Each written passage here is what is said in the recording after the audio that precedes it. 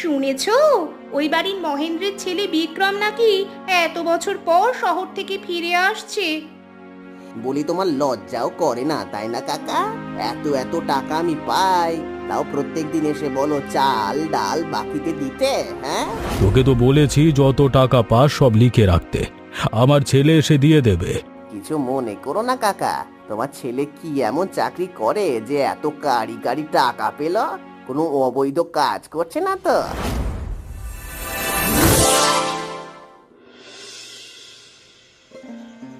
কি গো, সে কখন থেকে দেখছি মাথায় হাত দিয়ে একইভাবে বসে আছো। এত দুশ্চিন্তা করে কোনো লাভ হবে? তাহলে কি করব আমি? আমাকে তুমি বলে দাও, ছেলেটা কত বছর পর শহর থেকে ফিরছে। এটা তো আনন্দের খবর। ছেলে বাড়িতে ফিরেছে, তাও আবার চাকরি বাকরি করে। তুমি খুশি না হয়ে মাথায় হাত দিয়ে বসে আছো কেন? ছেলেটা যে আসছে, ছেলেটাকে কি দিয়ে খেতে দেব শুনি? এই শাক পাতা দিয়ে? এগুলো এখন আমার ছেলে খায় নাকি? আমাদের যা আছে সেটাই দেব। তোমার ছেলে তো আমাদের দুঃখ কষ্ট বুঝবে। তবুও ছেলেটার সামনে ভালো মন্দ খাবার না দিলে মনে যে শান্তি পাবো না, সেটা বুঝতে পারছো না তুমি? তাছাড়া ঘরের যা অবস্থা। ঘরের অবস্থার কথা তুমি ভালোই বলেছ। ঘর যেমন ভাঙা চোরা, এতে আমার ছেলে এসেই তো শহরে ফিরে যাবে। আমি বলি কি, তুমি বরং মোড়ল মশাইয়ের কাছ থেকে কিছু টাকা ধার আনো, সেই টাকা দিয়ে ঘরের একটা ব্যবস্থা করো। আমিও ভাবছি সেই কথা। তাহলে একটা কাজ করি, মোড়লের কাছ থেকে টাকা এনে ঘরের ব্যবস্থা আর কিছু বাজারের ব্যবস্থাও করি। তুমি সেটাই করো গো। ছেলেটাকে ভালো দেখতে না পারলে আমি যে শান্তি পাবো না গো। কালকে সকালে যাব আমি মোড়লের কাছে। এখন দুশ্চিন্তা না করে ঘুমিয়ে পড়ো, শরীর খারাপ করবে তো। শুনেছো, ওই বাড়ির মহেন্দ্রের ছেলে বিক্রম নাকি এত বছর পর শহর থেকে ফিরে আসছে। সে কি আর অজানা? সারা গ্রাম এখন এই বিষয়ে জেনে গেছে। এত বছর বাপ মায়ের কোনো খবর নেয়নি, এত বছর পর আসছে। শুনলাম শহরে নাকি ভালোই চাকরি বাকরি করতো, অনেক টাকা উপার্জন করেছে। এত টাকা উপার্জন করে লাভ কি হলো, যখন বাবা মা ভাঙা ঘরেই থাকবে? এত বছরে একটা বারের জন্য বাবা মার কাছে আসেনি। মহেন্দ্রকে তো দেখছি খুব কষ্ট করে দিন চালাচ্ছে, অথচ ছেলেটা এত এত টাকা উপার্জন করে শহরে পড়ে আছে। এসব কি আর মহেন্দ্র বোঝে? সে তো এখন সারা পাড়া বলে বেড়াচ্ছে তার ছেলে বড় গাড়ি নিয়ে আসবে। এই গ্রামে বড় গাড়ি ঢুকবে কিভাবে? দেখি কি হয়। আবার দেখো, এসে যেন ভিটে মাটিটুকুও বিক্রি করে দিয়ে চলে না যায়। এটা কিন্তু তুমি দারুণ কথা বলেছ। আজকালকার ছেলে মেয়েরা শুধু নেওয়ার বেলাতেই আছে, দেওয়ার বেলাতে তারা শূন্য। যাই হোক, দেখি সামনে কি হয়। আমাদের তো আর দেখা ছাড়া কোনো কাজ নেই। ঠিক কথাই বলেছ। কয়েকদিন পরে কি ঘটে সেটা নিজের চোখেই দেখতে পাবে। আরে ও মহেন্দ্র কাকা, তুমি কখন এলে গো? তোমাকে তো আজকাল আমার দোকানের আশেপাশে দেখাই যায় না। খবর কি? আরে আর বলিস নে, অনেক কাজকর্মে ব্যস্ত থাকি তো, এই কারণেই এদিকে আসতে পারি না। কাজে কামে আবার তুমি ব্যস্ত থাকো, তাই এখানে এসেছো কেন আজকে? এখানে এসেছি কিছু চাল ডাল নিতে। আমার কাছে তো এখন টাকা নেই, কিছু চাল ডাল বাকিতে দিতে পারবি? বলি তোমার লজ্জাও করে না তাই না কাকা? এত এত টাকা আমি পাই, তাও প্রত্যেক দিন এসে বলো চাল ডাল বাকিতে দিতে। হ্যাঁ, আমাকেও তো সংসার চালাতে হয় নাকি? আমি তো বুঝতে পারছি রে, তোকে তো বলেছি যত টাকা পাস সব লিখে রাখতে। আমার ছেলে এসে দিয়ে দেবে। এই কথাটা আজ 2 বছর যাবত বলে আসছো। 2 বছরে কত টাকা হয়েছে তার কোনো হিসাব আছে তোমার? হ্যাঁ, আমি আর একটা টাকার জিনিসও তোমাকে বাকিতে দিতে পারবো না। এমন করিস না রে, ছেলেটা আমার আসবে, তার সামনে দেওয়ার জন্য দুমুঠো ভাতও জোগাড় করতে পারছি না। আমাকে একটু চাল ডাল দে তো। তোমাকে তো আমি বলেই দিয়েছি আমি দিতে পারবো না, মানে পারবো না। তুমি এখান থেকে যাও তো দেখি। আর তোমার ছেলে এলে টাকাগুলো সব পরিশোধ করে দিও। আজকে আমার খারাপ দিন এসেছে বলে তুই আমার সাথে এমন করলি? আমার ছেলে যখন আসবে দেখবি আমি এই গ্রামের মধ্য দিয়ে কিভাবে হেঁটে যাই। তা তুমি হেঁটে যাও আর গড়াগড়ি করে যাও না কেন? আমার টাকা দিয়ে তবেই যাবে। না হলে না হলে কিন্তু আমি মোড়লের কাছে বলে তোমার নামে বিচার বসাবো এবার। আরে, কে কোথায় আছো? দেখে যাও, দেখে যাও, আমার ছেলে এসেছে, আমার ছেলে এসেছে এত বছর পর। বাবা, বাবা তুই এসেছিস? আমরা সেই কত দিন ধরে তোর জন্য অপেক্ষা করছি। তোর কোনো সমস্যা হয়নি তো আসতে? ওই সমস্যা একটু হয়েছিল মা, গ্রামের রাস্তা তো, বড় গাড়ি ঢুকতে চায় না, তার উপরে আবার ধুলোবালি। ঠিক বলেছিস, তোর তো ধুলোবালিতে থাকার অভ্যাস নেই। চল, আয় আয়, ভেতরে আয়, হাত মুখ ধুয়ে কিছু মুখে দিবি। আরে মা, এত ব্যস্ত হতে হবে না, আমি খেয়ে তারপরেই এসেছি। শহর থেকে বড় গাড়িতে করে গ্রামে আসতে বেশিক্ষণ সময় লাগে না। বেশিক্ষণ সময় লাগবে না তাই না? তাহলে এত বছরে একটাবার কেন আমাদের দেখতে এলি না বাবা? ওহো মা, তুমি তো গ্রামের মানুষদের মতো কথা বলছো। তুমি তো জানো আমি চাকরি করি, চাকরিতে ছুটি পাওয়া যায় না। চাকরি ছেড়ে আসা কি মুখের কথা? ঠিক বলেছিস, আমারই দোষ। আমি না বুঝে শুনে তোকে শুধু কথা শোনাই। বাবা কোথায়? বাবাকে তো কোথাও দেখছি না। আমি এসেছি, বাবা খুশি হয়নি বুঝি? কি যে বলিস না, তোর বাবার আনন্দ যে আর ধরে না। তোর বাবা গেছে কিছু খাবার কিনতে, তুই এসেছিস, ভালো মন্দ খাওয়াতে হবে না? তোমরাও না, আমি এসেছি যখন আমি নিজেই ভালো মন্দ কিনে তারপর তোমাদেরকে খাওয়াবো, সাথেই গ্রামবাসী সবাইকে খাওয়াবো। হ্যাঁ, আমাদের কিছু চাই না, তুই যে আমাদের কোলে ফিরে এসেছিস এটাই অনেক কিছু। তুই ভেতরে আয় বাবা। হয়েছে তোমার, এমনিতেই জানালা দিয়ে অনেক বাতাস আসছে, আর বাতাস করতে হবে না। চুপ কর তো তুই। তোর গরম লাগছে কিনা সেটা কি আমি বুঝি না? তুই শহরের মানুষ, এসব গরম তো সহ্য হয় না। এমন ভাবে বলছো যেন আমি গ্রামে কোনোদিন ছিলামই না। আমি কি শহরে মানুষ হয়েছি? আমি তো গ্রামের গরমের মধ্যেই মানুষ হয়েছি। যাই বলিস না কেন, তোর একটু আধটু যত্ন তো করতেই হবে আমাকে। কবিতা কোথায়? কবিতাকে তো কোথাও দেখতে পাচ্ছি না। ও সেই কবে গেছে তোর মামার বাড়ি, এখনো আসার নাম গন্ধ নেই। স্কুল ছুটি পেয়েছে তো তাই। আমি এত বছর পরে এলাম আর ওকে দেখতে পাবো না? তোমরা ওকে খবর পাঠাওনি নাকি? পাঠিয়েছি, আজকালের মধ্যেই হয়তো চলে আসবে, তুই কোনো চিন্তা করিস না। তা বাবা, কবিতার বিয়ে নিয়ে কিছু ভাবলি? মা, আমি যখন একবার চলে এসেছি, কবিতার বিয়ে নিয়ে তোমাদের আর চিন্তা করতেই হবে না। দেখিস বাবা, আমাদেরই একটা মাত্র মেয়ে, আমি চাই না আমাদের মতো ওরও এমন দুঃখ কষ্ট হোক। তুমি চিন্তা করো না, ওকে আমি বড়লোক ঘরেই বিয়ে দেব। তাছাড়া আমাদের এখন টাকা পয়সার কম নাকি? কয়েকদিন পরেই ঘরটাও ঠিক করে ফেলবো। শুনে খুব খুশি হলাম। গ্রামের মানুষজন কত খারাপ কথা বলেছে, সবাইকে এখন দেখিয়ে দেব। কি গো মহেন্দ্র কাকা, শুনলাম তোমার ছেলে নাকি বাড়িতে এসেছে, তাও আবার এত বড় গাড়িতে চড়ে। তা নয় তো কি, সময় পেলে একবার গিয়ে ঘুরে দেখে আসিস আমার ছেলের গাড়িটা কত বড়। তা আমি দেখেছি তোমার ছেলের গাড়িটা, তোমার তো কপাল খুলে গেল কাকা। তোমার কি লাগবে সেটা বলো। কেন রে, এ কদিন তোর কাছে যখন চাল ডাল নিতে এসেছিলাম তখন তো অপমান করে তাড়িয়ে দিয়েছিলিস, আর এখন বলছিস কি লাগবে? তুমিও না কাকা সেই আগের কথা ধরে বসে আছো, ওসব ধরে বসে থাকলে চলবে নাকি? হ্যাঁ আগের ধার নিয়ে যখন বসেছিলিস তখন আগের কথা নিয়েও আমাকে বসে থাকতে হবে? এই নে, এখানে তো ধারের সব টাকা রয়েছে। একসাথে এতগুলো টাকা? তোমার ছেলে তোমাকে এতগুলো টাকা একসাথে দিল? দেব না কেন? আমার ছেলের কত টাকা সেটা তুই জানিস? কিছু মনে করো না কাকা, তোমার ছেলে কি এমন চাকরি করে যে এত কারি কারি টাকা পেল? কোনো অবৈধ কাজ করছে না তো? কি বললি তুই? আমার ছেলের নামে কি বললি আর একবার বল। আরে কাকা রেগে যেও না। আমি তো মজা করছি, গ্রামের সব মানুষ এমনটা বলছে তো তাই আর।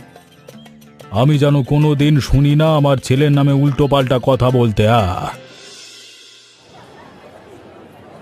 আরে তুমি মহেন্দ্র ছেলে না? কত বড় হয়ে গেছো যে, কত বছর পরে তোমাকে দেখলাম, এখন তো দেখি সাহেব হয়ে গেছো। হ্যাঁ কাকা, আসলে শহরে থাকি তো তাই আর কি। গ্রামের মানুষদের মতো তো আর থাকা যায় না শহরে। তা অবশ্য ঠিক কথাই বলেছো, যে যেখানে থাকে সেখানকার বেশভূষায় ধরতে হয়। তা তুমি বলো কত কেজি মাংস নেবে? দাও তুমি 15 থেকে 20 কেজি মাংস, টাটকা মাংস দিতে হবে কিন্তু। এত মাংস? একসাথে এত মাংস নিয়ে তুমি কি করবে? বাড়িতে বিয়ের অনুষ্ঠান নাকি? তুমি বিয়ে করছো? আরে কাকা না, বিয়ে করলে তো তোমরা সবাই নেমন্তন্ন পাবেই। আসলে আমাদের বাড়িতে এত বছর পরে আমি এসেছি তো তাই নেমন্তন্ন করে গ্রামবাসীদের খাওয়াবো। বাহ বাহ, তুমি তো বেশ ভালো ছেলে, গ্রামে এসে গ্রামবাসীদের নেমন্তন্ন করে খাওয়াচ্ছ। কি আর করার কাকা, বাবা আমাকে নিয়ে যে পরিমাণ গর্ব করছে, বাবার মুখ রাখতে হয় তো। ঠিক কথাই বলেছো, তোমার বাবা মায়ের দিকে একটু খেয়াল রেখো কেমন? ওনারা জীবনে অনেক কষ্ট করেছে কিনা। ঠিক আছে কাকা, আপনাকেও নেমন্তন্ন রইল, দুপুরের পর আমাদের বাড়িতে খাবেন। দাদা, ও দাদা, তুমি এসেছো? কত বছর পরে তোমাকে দেখলাম। কতদিন তোমাকে বলেছি আসতে, তুমি তো আসলেই না। তুই বা কেমন? আমি এত বছর পরে শহর থেকে ফিরেছি আর তুই কি না মামা বাড়িতে গিয়ে বসেছিলি? আমি কি জানতাম তুমি আসবে? তোমার আসার খবর পেয়েই তো আমি চলে এসেছি। খুব ভালো করেছিস। এখন এই যে গাড়ি ভর্তি বাজার আছে, সবকিছু রান্নাঘরের দিকে নিয়ে যা। আরে, এত বাজার সদাই দিয়ে কি করবি তুই? এই তো দেখছি পুরো 1 বছরের বাজার নিয়ে এসেছিস। মা, তুমি বুঝতে পারছো না, আমি এত বছর পরে এসেছি, গ্রামবাসীদের নেমন্তন্ন করে খাওয়াবো না, তাই তো এসব এনেছি। তার মানে গ্রামবাসীদের কি নেমন্তন্ন করেছিস? এগুলো দিয়ে বড় ভোজের আয়োজন করা হবে। তুমি একদম ঠিক ধরেছ। কিন্তু এতগুলো টাকা খরচ করলি কেন বাবা? এত টাকা খরচ না করলেও পারতি। এই টাকা দিয়ে আমরা 2 বছর অনায়াসে চলতে পারতাম। কি যে বলো না মা, তোমাদের কি আর আগের সেই দিন রয়েছে? এরকম টাকা আমার কাছে কিচ্ছু না, তুমি আর চিন্তা করো না তো। ঠিক আছে, তুই যখন নিয়েই এসেছিস আর সবাইকে নেমন্তন্ন করেছিস, আমরা তো আর না করতে পারি না। ঠিক বলেছ, তোমরা রান্নার আয়োজন করো, দুপুর নাগাদ সবাই কিন্তু চলে আসবে।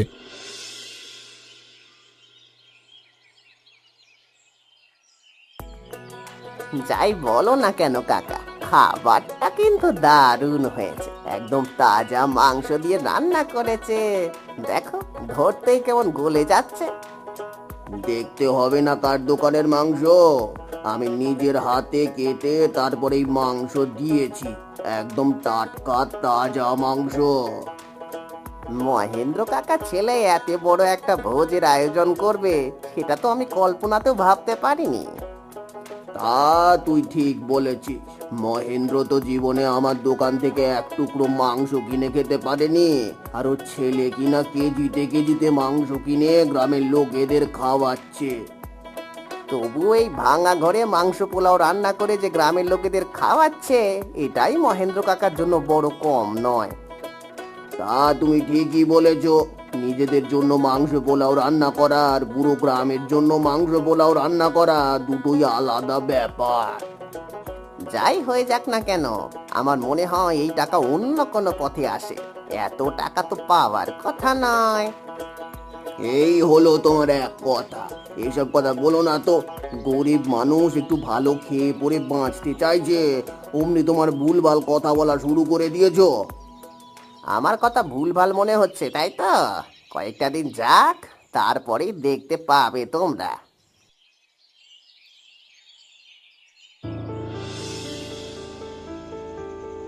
আনন্দ, তুমি ঠিকঠাক খবর এনেছো তো? বিক্রম এই বাড়িতেই আছে? যদি এই বাড়িতে না থাকে তাহলে কিন্তু উল্টে কেলেঙ্কারি হয়ে যাবে। আমি ঠিক খবর এনেছি, একদম পাক্কা খবর। আমি নিজে ওকে দুপুরবেলায় এ বাড়িতে ভোজের আয়োজন করতে দেখেছি। কিন্তু ও তোমাকে দেখে ফেলেনি তো? দেখে ফেললে কিন্তু ও ওখান থেকে পালিয়ে যাবে, ওকে আর ধরা সম্ভব হবে না। একদম নয়, আমি চাদর মুড়ি দিয়ে তবেই ওই ভিড়ের মধ্যে গিয়ে দেখে এসেছি। আমি তো জানিও কেমন লোক। বেচারা ভেবেছিল এখানে এসে লুকিয়ে থাকলে ওকে কেউ ধরতে পারবে না, কিন্তু আমাদের হাত থেকে বাঁচা এতটা সহজ নয়। আচ্ছা গোপালদা, ও ভাবলো কিভাবে যে আমাদের সাথে এতদিন কাজ করেও আমাদেরকে চিনতে পারলো না? আমাদের এই দল থেকে কেউ কখনো এভাবে পালিয়ে আসতে পারে না। সেটাই তো ওর একমাত্র ভুল। ও ভেবেছিল ও নিজেই চালাক, আমরা ওকে কোনোদিন ধরতে পারবো না। এখন বলো কবে ধরবে ওকে? ও এখান থেকে পালিয়ে যাওয়ার আগেই ওকে ধরতে হবে। এত রাতে যাওয়াটা ঠিক হবে না, গ্রামের দিক তো উল্টে বিপদ হয়ে যাবে। কালকে সকালে গিয়ে দেখতে হবে ব্যাপারখানা কি। ঠিক আছে, তাহলে তাই হবে। আগামীকাল সকালেই আমরা যাব ওর বাড়িতে।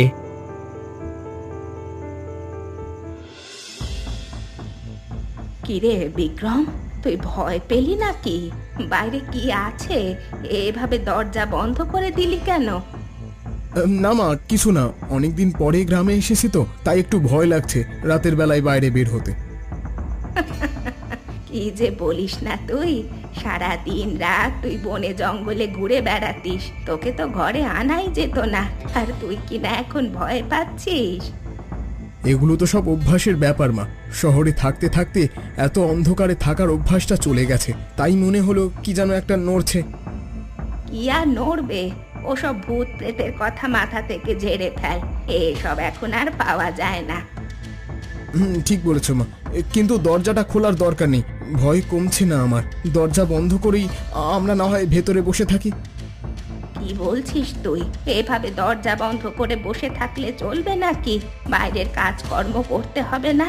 আকাশে মেঘ করেছে। মেঘের কথা ছাড়ো তো, বাইরের কাজকর্ম করার কোনো প্রয়োজন নেই, কালকে করবে। তাছাড়া আমি কাজের লোক রাখার ব্যবস্থা করে দেব। সেসব পরের ব্যাপার, কিন্তু বাইরে পাটখড়ি রাখা রয়েছে, ওগুলো ভেতরে আনতে হবে, না হলে যে ভিজে যাবে বৃষ্টিতে। তুমি আমার কথা কেন শুনতে চাইছো না মা? বাইরে যাওয়ার কোনো দরকার নেই, ওসব পাটখড়ির কথা বাদ দাও তো। আমি কালকেই তোমাকে ভালো চুলা এনে দেব। হঠাৎ করে তোর যে কি হলো, আমি যে কিছুই বুঝতে পারছি না। কিছু হয়নি মা, তুমি চুপচাপ বসে থাকো তো। তুমি বরং কবিতার সাথে গল্প করো, আমি পাশেই আছি। আরে আপনারা কারা? আমাদের বাড়ি দরজায় এসে দাঁড়িয়ে আছেন, দেখে তো শহরের মনে হচ্ছে। আপনারা কি বিক্রমের কাছে এসছেন? ঠিক ধরেছেন, আমরা বিক্রমের কাছেই এসেছি। বিক্রম কোথায়? বিক্রমকে একটু ডেকে দিতে পারবেন? আসুন আসুন, ভেতরে এসে বসুন। আপনারা তো আমাদের অতিথি। আরে আরে বিক্রম, বিক্রম কোথায় তুই? এত ব্যস্ত হতে হবে না, আমরা বসার জন্য আসিনি, বিক্রমের সাথে একটু দেখা করতে এসেছি। বিক্রম কি ঘরে আছে? হ্যাঁ, ঘরেই আছে, হয়তো ঘুমাচ্ছে। রাতে খুব দেরি করে ঘুমিয়েছিল তো তাই। কিন্তু আপনারা ঠিক কী কারণে বিক্রমের সাথে দেখা করতে এসেছেন? আপনার ছেলে শহর থেকে কি কাজ করে বাড়িতে ফিরে এসেছেন, আপনাদের সেটা জানা আছে? কি কাজ করে মানে? আমার বিক্রম তো শহরে চাকরি করে, চাকরি করে এতটা বছর পরে আমাদের গ্রামে ফিরেছে। ভুল কথা, আপনার ছেলে কোনো চাকরি করতো না। আপনার ছেলে অবৈধ কাজের সাথে জড়িয়ে গেছে, সেখান থেকেই এত কারি কারি টাকা সরিয়েছে। কি বলছেন আপনারা? আপনাদের মাথা ঠিক আছে? আমার ছেলে এসব কাজ করবে কেন? আমাদের মাথা ঠিক আছে, আপনি আপনার ছেলেকে জিজ্ঞাসা করুন, না হলে ওকে আমাদের সামনে নিয়ে আসুন, বাকিটা আমরা প্রমাণ করে দিচ্ছি। ঠিক আছে, আপনারা ঘরের ভেতরে চলুন, আমি বিক্রমকে ডেকে দিচ্ছি।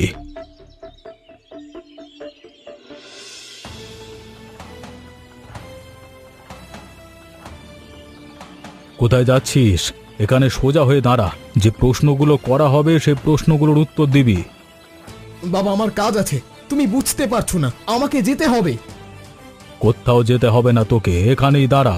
আপনাদের যা খুশি জিজ্ঞাসা করতে পারেন আপনারা, আমার ছেলে সব কিছু স্বীকার করবে। কি হলো বিক্রম?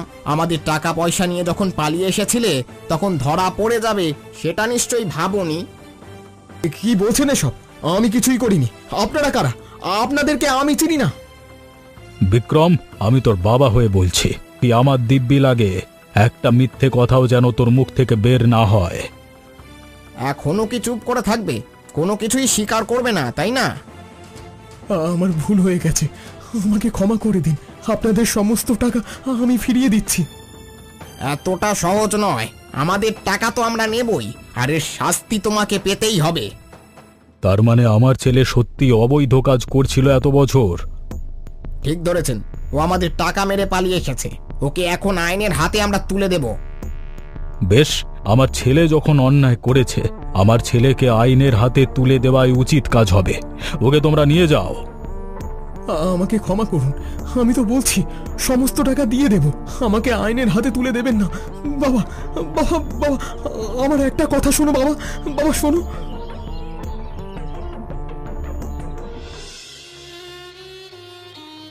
আরে আমার ছেলে, এতগুলো বছর আমি জানতাম সৎ পথে উপার্জন করছে আমার ছেলে, আর এখন শুনছি আমার ছেলে অবৈধ কাজ করছিল। তুমি বিশ্বাস করবে না, যখন আমি নিজের কানে তোমার ছেলের মুখ থেকে এ কথা শুনেছি, তখন আমার কলিজাটা পুড়ে গিয়েছে। ওই অবৈধ পাপের টাকায় আমি আমার এই ভাঙা ঘরে মাংস পোলাও খেয়েছি। হায় ওপরওয়ালা, এ তুমি আমাকে কোন দিন দেখালে? টাকার অভাবে মানুষের দাঁড়ে দাঁড়ে ঘুরেছি, তবুও কোনোদিন অবৈধ কাজ আমি করিনি। আর তোমার ছেলের অবৈধ টাকায় আমি মাংস পোলাও খেয়েছি? ছি ছি ছি ছি ছি। আমি যদি জানতাম আমার ছেলে এমন কুলাঙ্গার হবে, তাহলে যখন জন্ম দিয়েছিলাম তখনই মেরে ফেলতাম আমি। এসব কথা বাদ দাও গিন্নি, পুরো গ্রামের মাঝে আমার মান সম্মান নষ্ট হয়ে গেল। আজকে থেকে মনে করবে আমাদের কোনো ছেলে নেই। ঠিক বলেছ, যারা অন্যায় করে তাদের সাথে কোনো আপোষ আমাদের নেই। ওকে আইনের হাতে তুলে দেওয়া হয়েছে, একদম উচিত কাজ হয়েছে। আমাদের জন্য আমাদের এই ভাঙা ঘরই ঠিক আছে। যদি আবার কখনো পারি, তবে সৎ টাকা উপার্জন করে এই ভাঙা ঘরে মাংস পোলাও খাওয়াবো তোমাদের। আচ্ছা বলো তো বন্ধুরা, এই গল্পে বিক্রম কত কেজি মাংস কিনেছিল? এমনই মজার মজার গল্প দেখতে আমাদের চ্যানেলটিকে সাবস্ক্রাইব করতে ভুলবেন না।